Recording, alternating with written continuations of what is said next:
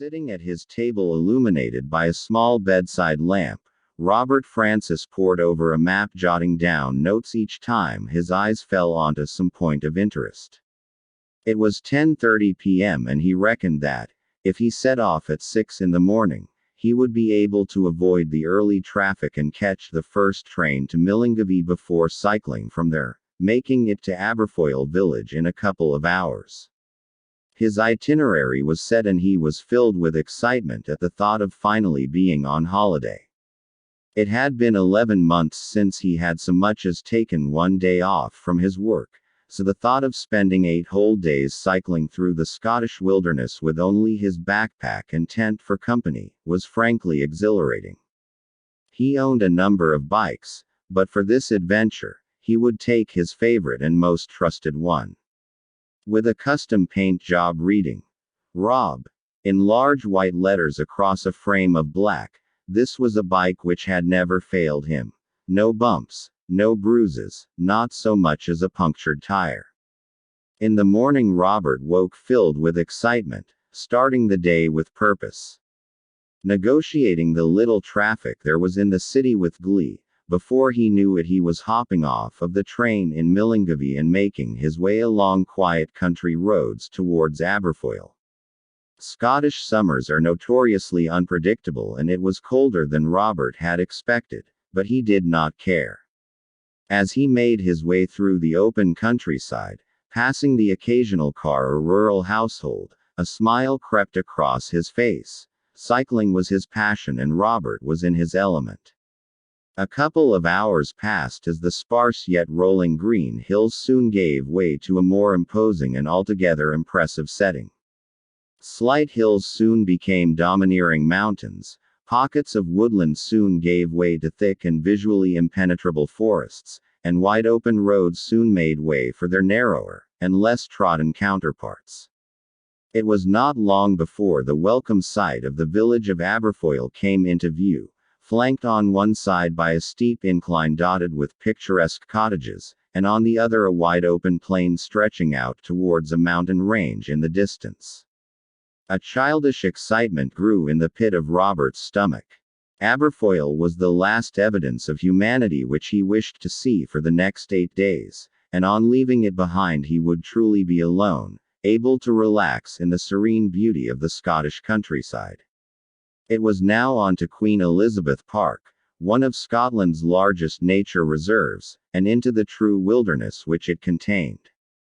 After stretching his legs on the unusually deserted Aberfoyle Main Street, Robert embarked on the last leg of his journey for the day. Within minutes he was out of that small innocuous town and into the unknown. For the past 3 months he had been in a quandary about where to go on his adventure. But when he passed over an old stone bridge, with a babbling stream underneath like 1,000 voices whispering for attention, and found himself face to face with a forest which covered the hills, mountains, and valleys like a blanket, for as far as the eye could see, he knew he had made the right decision.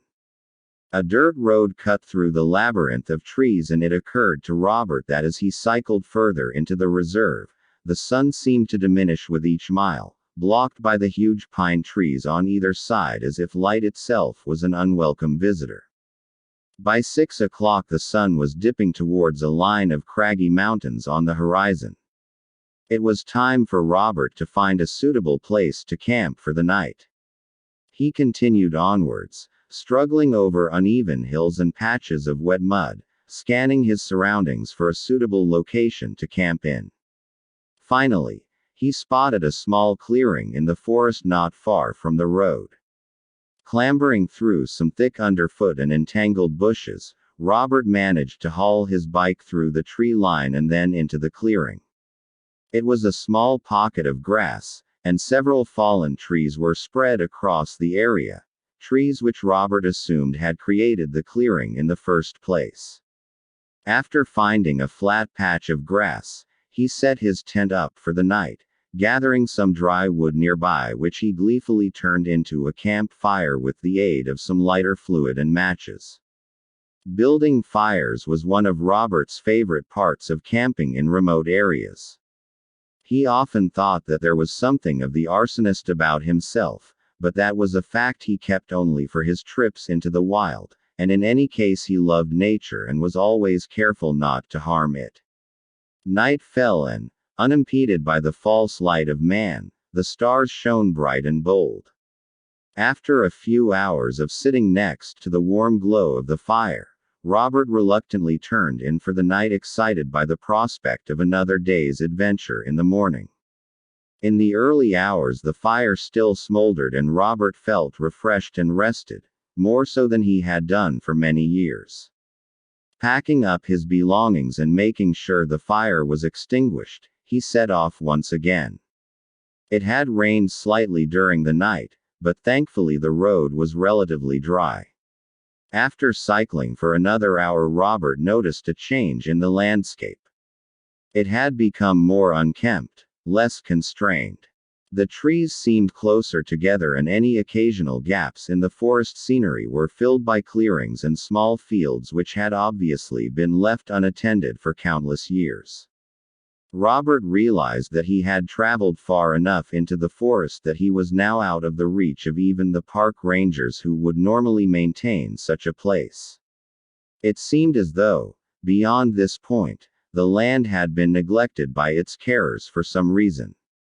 The thought that even those familiar with that wilderness were afraid to tread there, flirted with his attention momentarily before being quickly dismissed as a flight of fancy. The sky grew gray as the day wore on and it was clear that rain of a substantial volume was well on its way. After pushing his bike up a steep incline which he felt was too uneven to cycle on, Robert reached its peak, revealing a landscape which opened up, sprawling forward between pockets of woodland and still, stagnant pools of water slumbering in a deep-set valley below which stretched across the land for miles. It was populated by sparse areas of long vibrant grass, which in places gave way to the wandering boundary of the forest. With rain imminent, Robert decided that he would set up camp early in a wide circle of grass he could see at the foot of the hill. Not half an hour later he was there. The tent was up and all that was left was to gather some firewood. It was important to get a fire going as quickly as possible, as the Scottish midges, a type of fly which feeds on blood, were out in force and the smoke would help disperse them. The only problem was that Robert had picked a camping spot dominated more so by grass, bushes, and shrubs than trees. He would have to venture out across the valley for a little while and gather from one of the wooded areas nearby. A collection of pine and fir trees which seemed to form an isolated island of woodland, about half a mile across, was close enough to his camp, and after 10 or 15 minutes trudging through the long green grass, occasionally sinking his foot unwittingly into remnants of a marshy bog below, Robert found himself at the edge of the woods. Its boundary was dominated by older trees which had long since withered, covered by thick brown hanging moss, nature's own burial shroud. The broken trunks of once beautiful and majestic pines and sycamores littered the ground, open and rotting from the inside, not unlike a poor wounded animal. It occurred to Robert that these woods seemed somehow out of place.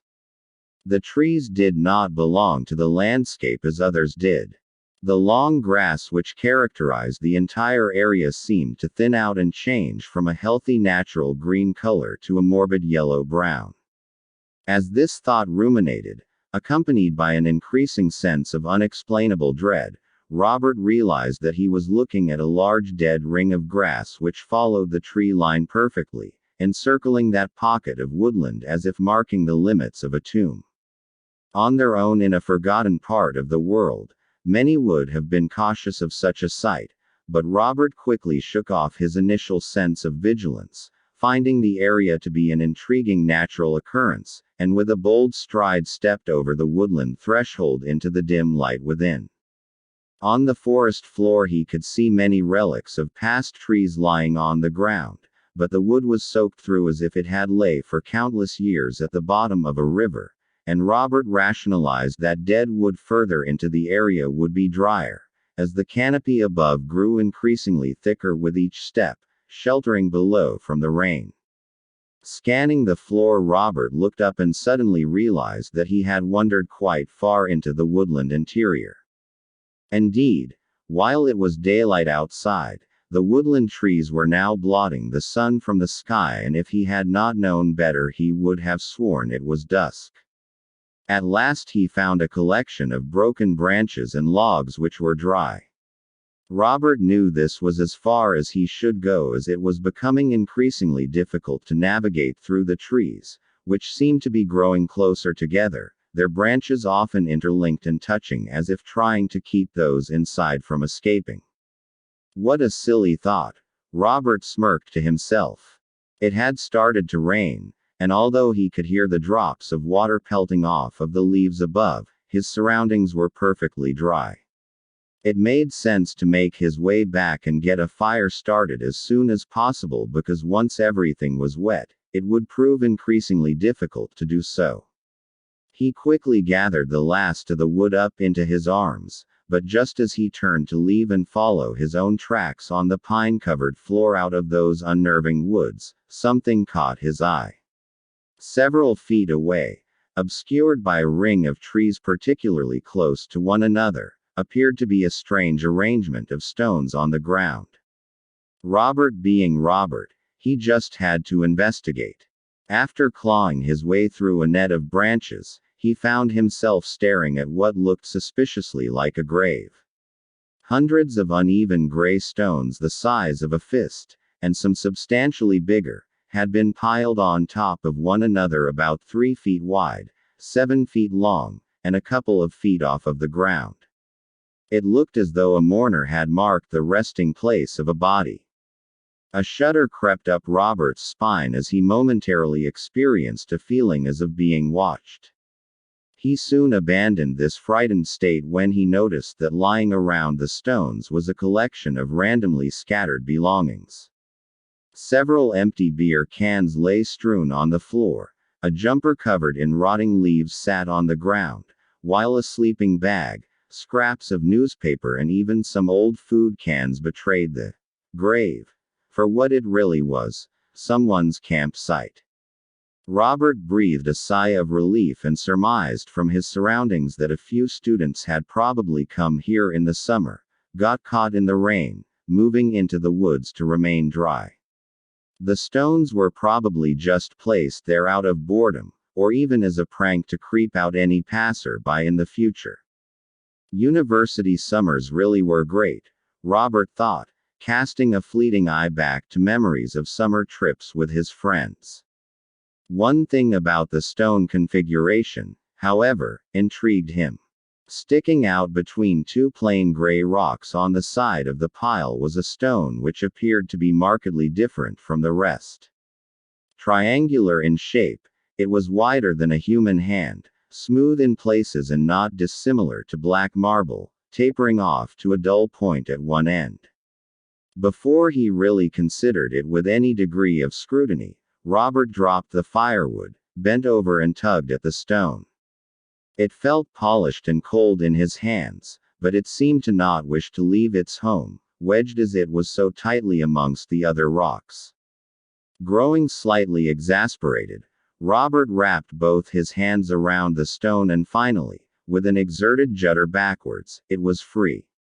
Staring at it intently, it looked suspiciously like an ancient axe head. Whether it was or not, Robert was not qualified to answer, but it certainly looked like a man-made object and he could see chisel marks along its side. Perhaps the previous campers found it nearby and then used the rock in their construction without knowing of its significance. Robert was excited by the prospect and knew instantly that on his return home he would ask a friend of his, who had studied archaeology at university, whether it was what he suspected. After examining the object for some time, Robert was reminded by the sound of rain above that he really should make his way back to his campsite. Pocketing the stone, he bent over to pick up the firewood, but as he did so he heard a noise. It appeared as though one of the stones on the pile had slid off and landed on the ground. A creeping sense of unease slowly started to exert itself upon Robert's nerves. He quickly picked up the firewood, leaving the rest of the stones unmoved, and began to make his way back. With every step, something deep within himself was telling Robert that he was no longer alone, and in fact that he was being followed by someone in the woods, but with every glance backwards he could see nothing.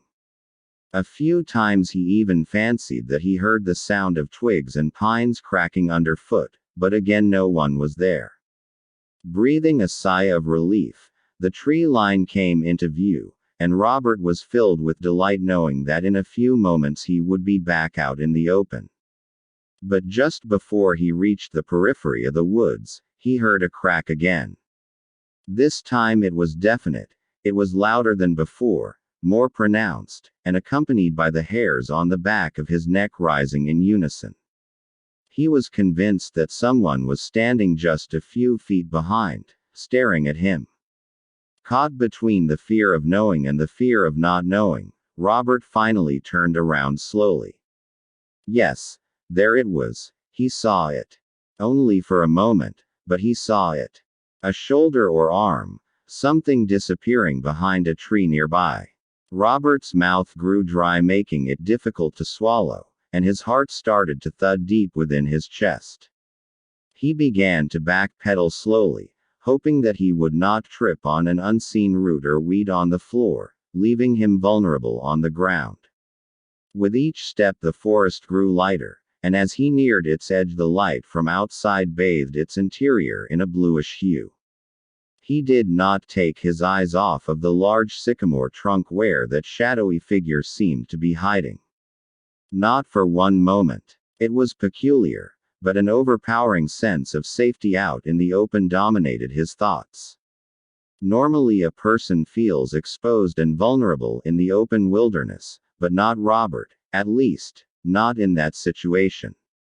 As he edged slowly towards the grassy plain outside, the subtle, foreboding sound of leaves rustling and swaying almost in anger progressed into a crescendo of noise. But there was no wind to gust, no breeze to disturb. There was only one conclusion to be reached. Something was moving. And then he was outside. Out of the woods, away from whoever had been following. No, not following, stalking him. Robert was not a superstitious man.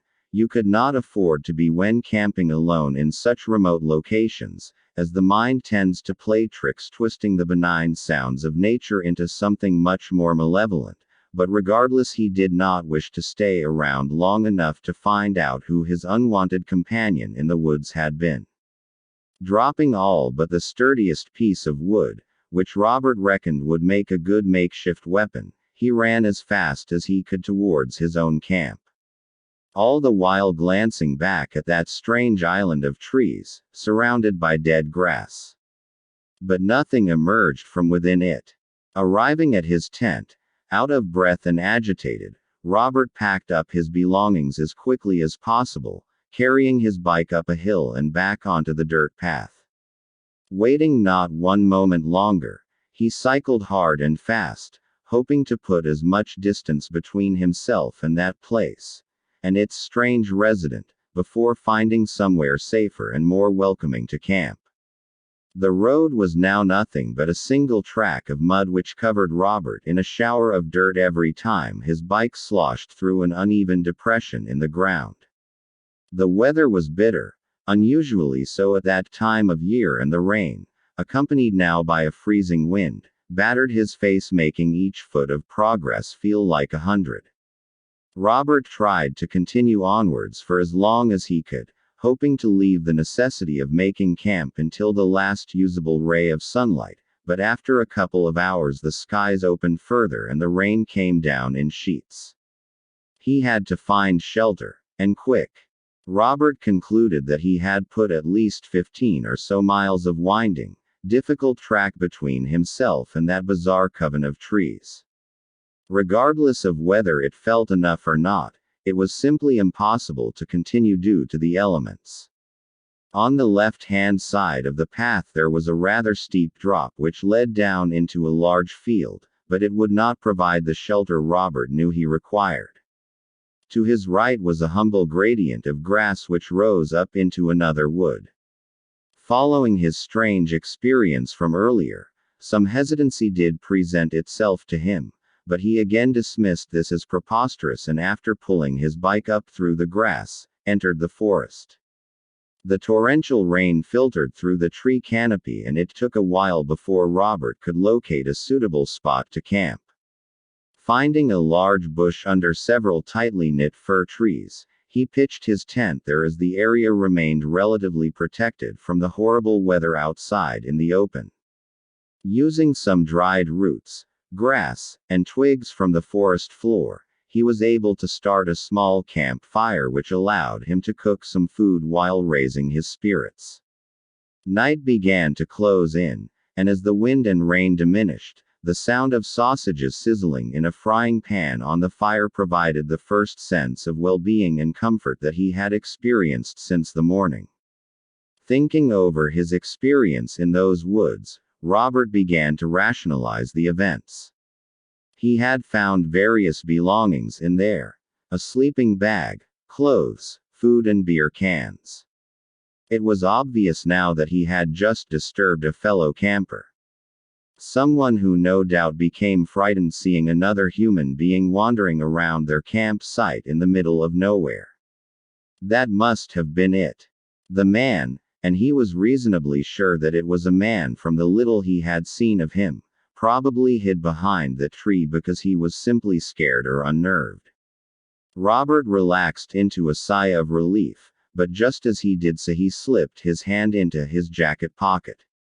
Touching its cold black surface, he had completely forgotten about the unusual stone he had picked up from that collection of oddly arranged rocks. Removing it from his jacket pocket and observing it in the low, red light of the campfire, Robert was certain that it had been shaped by human hands. It felt old, ancient even, but he would wait to contact his archaeologist friend before getting his hopes up too much. He would have to admit though that the idea of finding a relic from the past was something which thrilled him deeply. Since he was a child he was always obsessed by hidden or undiscovered history, which perhaps explained his fascination with exploring the Scottish countryside, a land steeped in stories and myths of strange and forgotten peoples. Above all else he hoped that it was of Pictish origin, that mysterious indigenous people who vanished without a trace over 1,000 years ago. Something which historians still ponder and puzzle over. Of course, in all probability it was a modern replica, but the romantic side of Robert's personality hoped that it was so much more, and enjoyed entertaining that hope. As he stared at the relic, something unusual began to filter into his awareness, something different. Above the crackling sound of the fire, the now subtle wind, and the occasional rustle of a woodland animal nearby, came a noise. It was distant. How far Robert could not tell, but it echoed out through the ridges and valleys nearby, scattering through the trees in the dark. It repeated again and again with only a moment's pause between utterances, and it was an utterance of some description. An animal perhaps. Robert could not identify it. Despite his impressive knowledge of the local wildlife, the sound possessed strange characteristics of a creature unknown to him. In some ways it was reminiscent of a bird of prey, parts high-pitched and shrieking, but under this lay a painful wretched noise more akin to that of a fox crying in the night looking for its young. That was it exactly. It sounded like it was looking for something.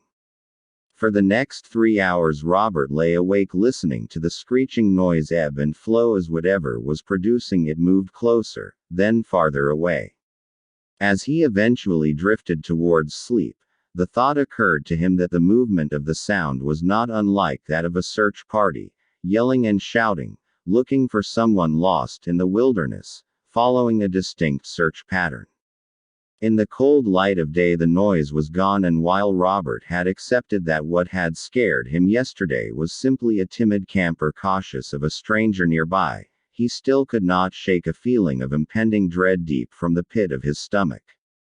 The day passed quickly, and while Robert made good progress, he did not do so with the delight he had previously exhibited. Something toxic lay in his mind, just outside of his awareness, something which suffocated his spirits. That night again he camped in a clearing, and yet again that same horrible shriek screamed out across the wilderness looking for something lost. Something precious. Shrieked with one subtle difference from the night before. It was closer. Sleep did not come easy once more, and Robert fancied that during the night he had heard footsteps nearby, but attributed these to the simple nocturnal wanderings of a lonely deer or stag. While the following day remained overcast and gray, the wind and rain were gone, both a distant memory but for the occasional accumulation of water on the dirt track. Robert moved onwards, negotiating a network of paths while realizing that he had strayed from his intended route at some juncture. He was confident, however, that he knew where he was and that this change would simply be a small detour and nothing more. At times he made great progress when the ground was even enough, stopping occasionally to take in a variety of deep-set valleys and rising peaks. Uncharacteristically, however, he kept his distance as much as he could from the woods and forests which often accompanied the road. While dismissing it as merely his imagination, at times he felt like there was something within them, peering out from the dark, watching. It was late afternoon and Robert was beginning to feel tired, most probably due to a restless night combined with the unrelenting pace he had set himself throughout the day. In the back of his mind he was still somehow running from something. The path he had been on for the past couple of hours had been rather predictable for the most part, but now it curved sharply around a grassy hill to reveal a change in the landscape which had been previously hidden from view. A long stretch of dirt and uneven track penetrated a thick forest of fir trees. What Robert found interesting about the path was that it was unnaturally straight, and what he found oddly frightening about it was that it was so narrow, only a couple of feet across. Spreading your arms you could touch both sides of the forest. This proximity provoked the deepest feelings of overexposure and claustrophobia. If he had been a soldier in a war zone, Robert would have highlighted this long narrow path as a perfect place for an ambush. Standing with his mountain bike only a few feet from the beginning of both forest and track, he felt uneasy about the current situation. It was clear that the path was the only way forward, and while it appeared as though it exited the forest a few miles onward, there was something inherently dubious about it. What? Robert could not tell, but he did feel that he did not wish to traverse it. Weighing up the pros and cons, he realized that both the way he came and the unknown land ahead provoked trepidation in him. For that reason he dismissed the sense of dread as a figment of his overactive imagination, and with measured movement, slowly set off down the long, straight track, hoping to quickly pass in and out of the forest without incident. A black cloud hovered above, and as Robert negotiated the overly uneven path as quickly as he could, the feeling of foreboding which he had so nonchalantly dismissed began to ferment in his stomach, rising up through his body, forcing the hairs on his arms to stand on end. He kept his head down for the most part, occasionally glancing ahead at what he assumed was his exit in the distance. He just wanted to be through and out of that place as quickly as possible. Just over halfway down the path an unnerving yet unwelcome familiarity overtook him. A sensation which had accompanied him for days, but now seemed to be sharper, grating more profoundly on his nerves, filled Robert's every thought, the feeling of being watched. Stopping for a moment to catch his breath, he tried as best he could to shake the unmovable sensation that he was not alone. The path stretched out ahead, and as is common amongst those who attempt to reach a goal or threshold, without thinking he looked back to measure his own progress. He had managed to cover a substantial amount of the track's length and was quite confident that in a short time he would escape that narrow stretch of dirt. But just as he turned to continue onwards, something caught Robert's eye farther down the path in front of him. He immediately wished that he had not taken the route he had chosen, that he had turned back and started homeward. It was there. Unmistakable. Unwavering and utterly paralyzing. Some distance away in the direction he was heading stood a figure. Robert could not entirely define or make out the discrete features of the person because they were standing to the side of the path between a cluster of trees, covered in shadow, but this was certainly not his imagination. Someone was standing there, watching, and while Robert was a distance away, it felt to him as though the figure's presence was almost on top of him. Its stare accompanied by an uncommonly potent sense of, well, malice was the best way that Robert could describe it to himself. Then it was gone, disappearing back into the forest. But the feeling of danger, of the necessity to flee, did not diminish or decline, but grew in intensity. The sound of something moving between the trees rang out across the emptiness, increasing in volume as it neared. Robert panicked, turned, and cycled as quickly as he could in the direction he had come. So eager was he to escape that narrow passage flanked on all sides by the impenetrable forest, that he did not see a deep hole in the ground. The front wheel of his bike crashed into the depression, sending Robert flying over his handlebars, scraping along the ground. Dazed for a moment, the shambling sound of broken branches and displaced leaves which was nearly upon him, quickly brought Robert's mind into focus. Blood dripped from a wound in his leg, and his arm was badly bruised from the impact, but all he cared about was escaping from that suffocating pathway, away from whoever seemed to be moving in the woods. Robert's beloved paint job across the etched letters, "Rob," on the bike's frame had been scratched slightly in the crash, but that did not concern him. 2 spokes on the bike's front tire were broken, and that most certainly did. The last thing Robert needed was to be completely stranded there, so he would have to ride carefully and hope that the wheel would not buckle, lasting long enough to carry him home. Home. That was exactly where he intended to go, as quickly as possible, and as he was now facing in the direction he had been traveling for days, there was no time like the present.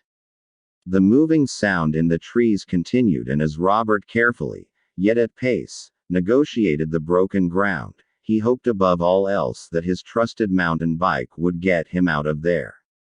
Despite his obvious advantage of speed, the sound seemed to be only moments behind, and as he came closer to the end of the forest path and out into the open, he heard a noise which chilled him to his very core. From within the forest spewed that same, shrieking, tortured cry from the nights before, echoing out, piercing Robert's ears and scratching through his nerves like a shredder. Was it that figure who had been wandering near Robert's camp at night? Surely no human could make such a sound. Panicking, he increased his speed as the front tire of his bike wobbled and creaked under the pressure and strain. Finally he was out of that narrow place, but Robert did not stop, cycling for hours without once looking back. Only when sure that his pursuer could not have followed did he stop to rest.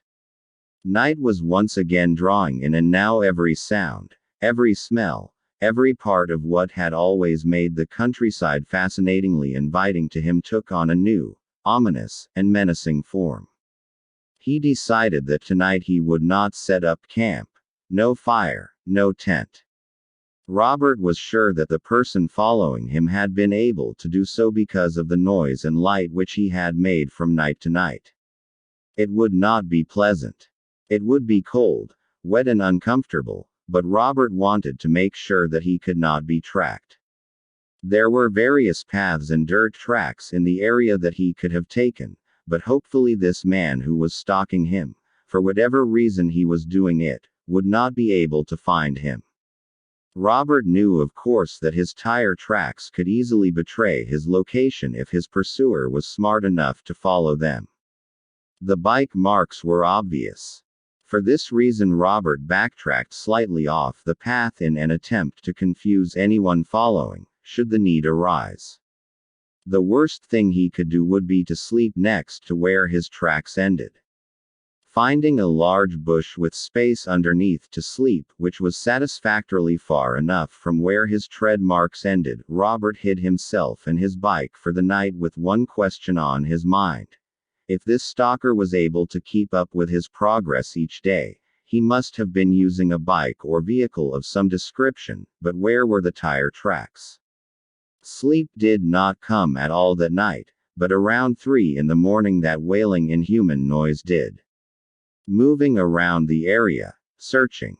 By now Robert was beginning to suffer from lack of sleep and rest, but in spite of this, at the first sign of daylight, he quickly uncovered his bike from its hiding place and started on his way once again.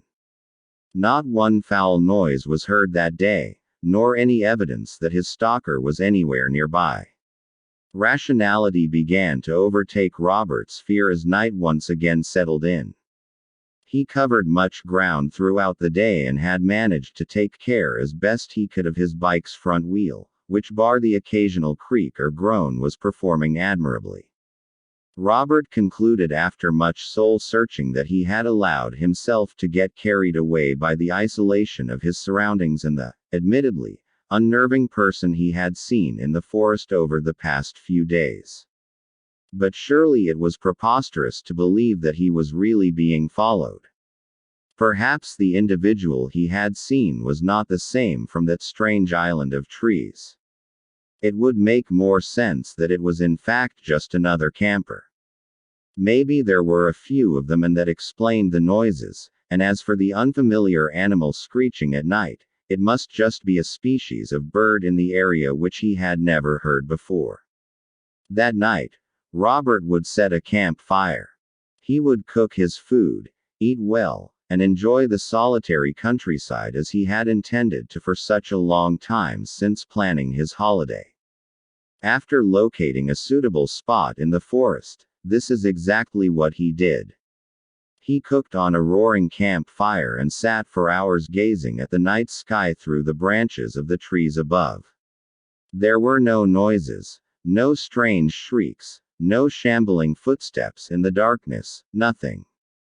Confident that his unwelcome traveling companion had been left far behind, Robert retired to his tent exhausted, in much need of a well-earned rest. 2 paltry hours of sleep later, however, Robert woke to the sound of something stirring outside of his tent. He had left the campfire burning as he was uncomfortable in spending another night in darkness, and its flames seemed to dance, shifting and changing shape in the night air, casting shadows all around onto the thin canvas of Robert's tent like a naturally occurring cinema screen. Casting one shadow in particular, the shadow of someone sitting by the fire. Robert froze, his mouth went dry and his breathing became shallow and anxious. He could not believe that he had been so stupid to persuade himself that no one was following him. In lighting another fire he had led them directly to where he slept and now they had the upper hand. God knew what they wanted. After a moment of utter terror, Robert realized that he needed to defend himself. Sitting up slowly and pulling his sleeping bag off and out from under him as quietly as possible, he scanned the tent looking for something he could cannibalize as a weapon, but anything of any weight was in his backpack, a metallic torch, the wood he had taken days earlier, a glass bottle, etc. And he had stupidly left that outside of the tent. He cursed himself for being so reckless, and could scarcely believe that he had left his bag outside when he always kept it inside, away from rain and wild animals. Exhaustion was the only explanation, but that did not help his current circumstances at all. Then he remembered the old axe head, the black rock he had found at the Stranger's camp. Indeed, if it was a hand axe as he suspected, Robert reckoned it could still deal a nasty, perhaps even fatal blow. Running his fingers along its once sharp ridges, Robert composed himself, never for a second taking his eyes from the shadow projected by the fire onto the tent wall. The door to the tent was luckily unzipped, but the two flaps from the outer flysheet were draped over the entrance, obscuring his view. With one eye, he peeked through the slit between the two flaps of canvas, slowly. There it was. Someone sitting at the campfire. By his build, Robert was certain it was a man. The backlight of the campfire made it difficult to decipher any of his features, but the shoulders were broad, strong, and it was clear that this man had been in the wilderness for some time, as it appeared that he was wearing rags of cloth which hung loosely around him. His head was covered in long strands of black, wet hair which had clumped together in places, presumably because it had not been washed for some time. Staring at the back of the man's head, Robert tried as best he could to subdue his fear. He thought that he could conceivably sneak up behind him and knock him out with a blow to the back of the head with the black stone, but that could be murder. And Robert did not even know if the man was violent. Perhaps he was a nomadic type, a gypsy, a traveler. Yes. Maybe it was best to wait. Maybe he would just wander off into the woods, although that seemed unlikely. Just as Robert affirmed to himself that if the man made a move towards the tent he would rush out into the open and fight him head-on, he noticed something. Something was odd about the way the man was sitting. First of all, he was sitting still. So still that you would be forgiven for mistaking him for a statue. Not the slightest movement was made, nor was there any indication of life at all. No subtle shifting of weight, no rising and falling of breath. Nothing. While this stillness was unnerving, it was Robert's second observation which bothered him the most. The man was sitting forward, facing the fire, but the shape and position of his upper body and head was somehow off. They did not seem to quite add up. His frame seemed unnaturally positioned. A crackle from the fire followed by a wayward flicker of light revealed the truth. The flames lit up the area momentarily, the light bouncing from tree to tree, even onto Robert's tent and reflected back onto what surrounded it. 2 pinpoints of light momentarily shone in the night through black clumps of matted hair. Yes, the man's legs were facing the fire, but his body and head were horribly contorted, twisted into an inhuman posture. The man's legs were indeed facing the fire, but his head and body were facing the Robert. This was no man at all. How long it had sat there staring at Robert in that tent, waiting, he did not know, but a creak of movement from its neck was enough to send Robert out of the tent, into the woods, consumed by a terror so profound that it could be likened to madness. He did not know how long he had been running, nor if he had been screaming the whole time, but his feet were cut in several places and the first rays of sunshine were peeking out through the still thick branches of the forest. In the distance Robert could see the flame from his campfire still burning bright, and despite his terror at the knowledge of being stalked by something entirely inhuman, he had to get to his bike to stand any chance of escape. For a while he hid behind trees, under bushes, his nerves absolutely shattered, refusing to go near that fire. His perceptions were broken, but Robert was a strong character, and after a time a modicum of composure returned to him. Step by cautious step, he neared his own camp. There was no sight of whatever had been sitting at that fire staring at him. By now, daylight illuminated the entire area, and after much self-bargaining, Robert decided to reclaim his belongings, grab his bike, and continue as quickly as he could on his way out of Queen Elizabeth Park. Everything seemed to be accounted for, and Robert even allowed himself a smirk at the thought of that creature, at least not being a thief. That smile soon vanished at the sight of his bike. Unharmed, yes, but strands of some black putrid liquid covered the seat and front wheel. This was not the time to be concerned with sludge on his bike. It was still working, and that was all that mattered. Had it been a week earlier, Robert would have been angry about the slightest scratch to his beloved mountain bike, but now he just cared about it getting him home, or at least back to Aberfoyle village, to civilization. After cleaning the liquid off and packing up his tent, Robert once more continued onwards as fast as he could. Robert reckoned, with a hard push, that he could be out of that horrid place in a day and a half, as long as he took minimal rests and cycled for the duration of available light. The weather was not exactly ideal, but while rain occasionally came, it quickly disappeared, leaving long stretches of the journey clear from the wearing effects of the elements. As the day progressed, so did Robert's unease. He felt oppressed on all sides, as if he was running from something terrible, yet nearing an undefined danger. A horrible realization bubbled up from his subconscious. What if that thing followed him all the way home? As this thought swirled around in his mind, he passed over the crest of a hill and down again, suddenly realizing what was wrong and why he was feeling so much unease about what lay ahead. A gulf in the land opened up before him. Pockets of stagnant water lay strewn between stretches of marshland and long grass, and in the center there it lay, that horrible island of wretchedness. It was the woods where Robert had first seen his pursuer, and then in a flash it all made perfect sense. Call it superstition. Call it blind stupidity. Whatever you would call it, Robert knew that he did not wish to see the twisted man again. As a child he had been told ghost stories of people disturbing graves, and the ghosts of dead rising up to haunt the living, but he never took much stock in such things. Not until now. What he did know was that he had inadvertently triggered the whole terrifying ordeal. He took something which did not belong to him.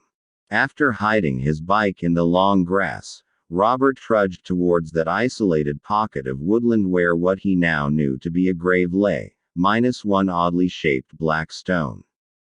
He half expected for that thing to be sitting next to its resting place, but while there were a number of strange noises and movements between the trees, there was no sign of Robert's unwelcome guest.